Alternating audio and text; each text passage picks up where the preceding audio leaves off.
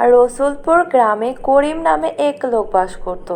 তার ছিল একটি ছেলে আর একটি মেয়ে। তার ছেলে মেয়ে দুজনেই খুবই বুদ্ধিমান ছিল। ছেলের নাম ছিল জনি আর মেয়ের নাম ছিল মিম। কিছুদিন ধরে রসুলপুর গ্রাম থেকে হঠাৎ করে লোকজন উধাও হতে থাকে, তাই ওই গ্রামের সবাই খুবই ভয়ে ছিল। সাজ হলে কেউ বাইরে বের হতে চায় না। একদিন মিম আর জনি তার বাবার সাথে এ ব্যাপারে কথা বলতে লাগলো। দিন দিন গ্রামের যে অবস্থা হচ্ছে তাতে মনে হয় না বেশি দিন এই গ্রামে বাস করতে পারবো। কেন বাবা, কি এমন সমস্যা যে আমাদের গ্রাম ছাড়তে হবে? তোমরা কি জানো তোমাদের করিম কাকা কাল থেকে উধাও? বাজারের লোক বলা বলি করছে গতকাল সন্ধ্যায় বাজার থেকে মাছ কিনে কালীবাড়ির জঙ্গলের কাছ দিয়ে যাচ্ছিল, তারপর থেকে তাকে আর পাওয়া যাচ্ছে না। বাবা, তাহলে এখন উপায়? আমরা কি সত্যি এই গ্রামে আর বসবাস করতে পারবো না? এই সমস্যার কোনো সমাধান হবে না? কি উপায় বের করব? সৃষ্টিকর্তা জানে আমাদের কি করতে হবে। সন্ধ্যার পরে তোমরা দুজন ঘর থেকে বের হবা না। ঠিক আছে বাবা, আমরা সন্ধ্যার সময় সতর্ক থাকবো, আর বাড়ি থেকে বের হব না। এভাবে আরও কিছুদিন চলতে লাগলো। যত দিন যাচ্ছে তত বেশি মানুষ উধাও হয়ে যাচ্ছে, তাই কিছু মানুষ গ্রাম ছেড়ে চলে যাচ্ছে। তার কিছুদিন পর গ্রামের লোক বলা বলি করছে যে কালীবাড়ির জঙ্গলে নাকি একটি ডাইনি ভূত এসেছে। সেই ভূতটি নাকি সন্ধ্যা হলেই কালীবাড়ির জঙ্গলের ভেতর দিয়ে কেউ গেলে লোকজনদের ধরে বন্দি করে খেয়ে ফেলে। হঠাৎ একদিন করিম বাজারের কাজ শেষ করে বাড়ি ফিরতে একটু দেরি করে ফেলে। তখন করিম ভাবছে একটু পরেই সন্ধ্যা হয়ে যাবে, বাড়ি ফিরতে খুব রাত হয়ে যাবে। করিম ভয়ে ভয়ে বাজার থেকে বাড়ির দিকে রওনা হলো। হাঁটতে হাঁটতে একসময় কালীবাড়ির জঙ্গলের মধ্যে ঢুকে পড়ল। তার মনে হচ্ছে যে পিছন থেকে কেউ কোনো এক অসহায় বুড়ি তাকে ডাকছে সাহায্যের জন্য। তখন বুড়ি বলল, কে বাবা তুমি? আমাকে একটু সাহায্য করো। আমি করিম, কিন্তু আপনি কে? এত রাতে এই জঙ্গলে কি করেন?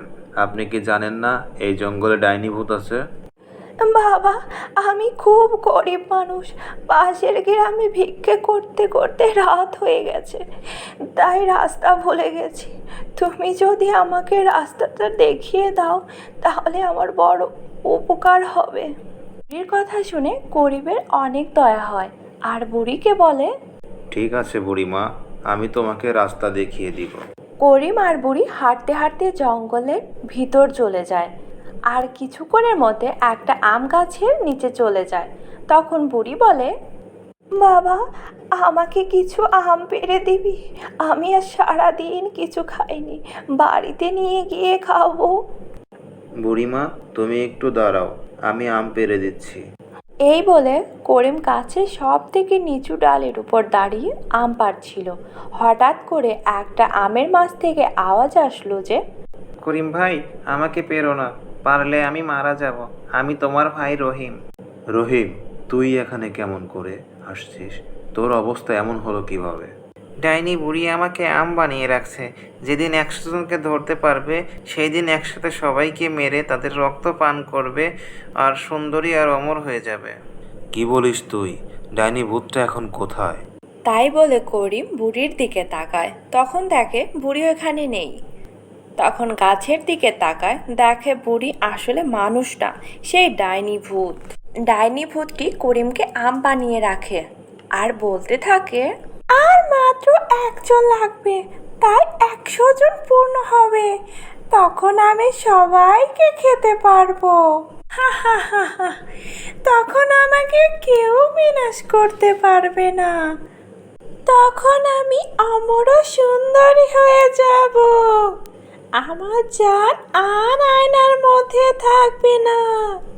তখন আম গাছের সমস্ত লোক জানতে পারে ডাইনি ভূতের জান আয়নার মধ্যে আছে। এভাবে সকাল হয়ে গেল। জনি আর মিম তাদের বাবাকে খুঁজতে লাগলো। সারাদিন খোঁজার পরও তারা তার বাবাকে খুঁজে পেল না। তার বাবাকে তারা খুঁজে না পেয়ে তারা মনে মনে ভাবতে লাগলো, কালীবাড়ির জঙ্গলের ডাইনি তো বাবাকে বন্দি করে রাখেনি। এই ভাবতে ভাবতে জনি আর মিম দিনের বেলায় কালীবাড়ির জঙ্গলে সেই আম গাছের নিচে চলে আসে। আম গাছের অনেক সুন্দর আম দেখে তাদের খুবই খেতে ইচ্ছে করে। আর তখনই তারা আম পাড়তে যায়, তখন একটি আম বলে ওঠে, জনি, মিম, তোমরা আম পেরো না, আমি তোমার বাবা। বাবার কণ্ঠ শুনে জনি আর মিম বুঝতে পারে আর বলে, বাবা তোমার এই অবস্থা কেন? কি করে এই অবস্থা হলো তোমার?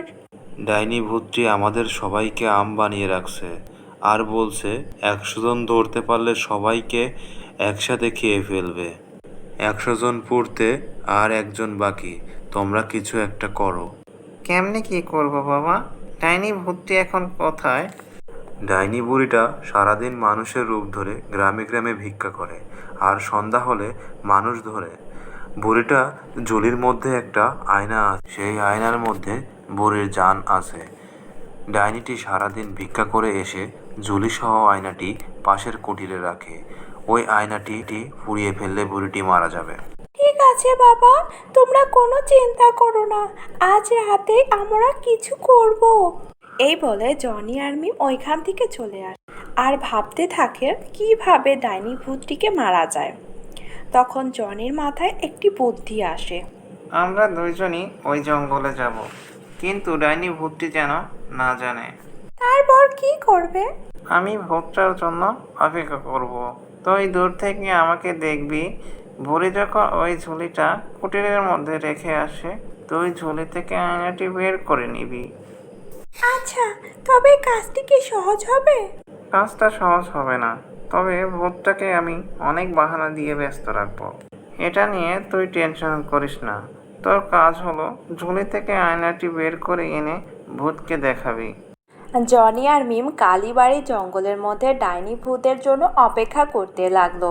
কিছুক্ষণ পর জনি ডাইনি ভূতের সম্মুখীন হলো। প্রতিদিনের মতো ডাইনি ভূত আজও জনিকে বাহানা দিতে লাগলো। সেটা দূর থেকে মিম দেখতে লাগলো। কিছুক্ষণ পর জনিকে ডাইনি ভূত আম গাছের নিচে নিয়ে আসলো আর আম পেড়ে চাইলো। জনি যখনই আম গাছে উঠতে গেল, তখন ডাইনি ভূত আয়নাসহ ঝুলিটি কুটিরে রেখে আসলো। তখন জনি ডাইনি ভূতটিকে বিভিন্নভাবে ব্যস্ত রাখলো। এর ফাঁকে মিম চুপি চুপি কুটিরের মধ্যে ঢুকে আয়নাটি নিয়ে আসলো। আয়নাটি নিয়ে এসে মিম বলল, এই ডাইনি ভূত, তুই এবার ধরা পড়ে গেছিস, এবার তোর রক্ষা নেই। এই পুচকি মেয়ে, তুই আমার কিছুই করতে পারবি না। আজকে আমি তোদের সবাইকে আম বানিয়ে খাবো। এই যে পোকা ডাইনি, তোর জীবন আমার হাতে। এই দেখ, তোর বাঁচার একমাত্র উপায়।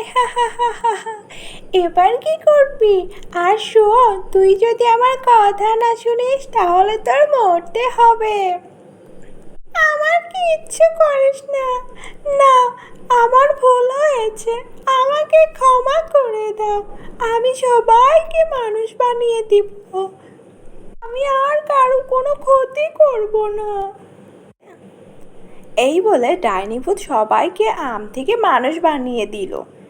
রসুলপুর আবার সবাই সুন্দর মতো বসবাস শুরু করলো। তো বন্ধুরা, আজকের গল্পটি কেমন লাগলো তা লাইক এবং কমেন্ট করতে ভুলো না যেন। এবং এরকম নতুন নতুন গল্প পেতে আমাদের চ্যানেলটিকে সাবস্ক্রাইব করে পাশে থাকা বেল আইকনটি অন করে দিও। ধন্যবাদ।